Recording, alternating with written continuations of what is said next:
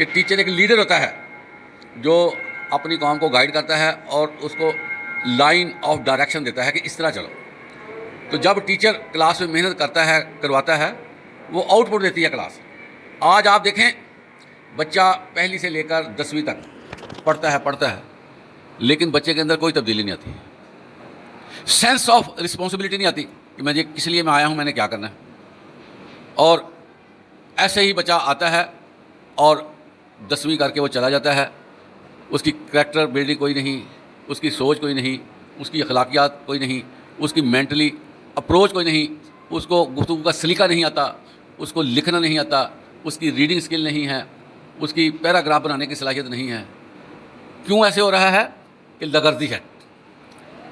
عزیز طلبہ, جو ٹیچنگ کے میدان کو قبول کر لیتا ہے اور پھر اس کی جو ریکوائرمنٹ ہے وہ پوری نہیں کرتا, سماج میں اس سے بڑا ظالم کوئی نہیں ہے.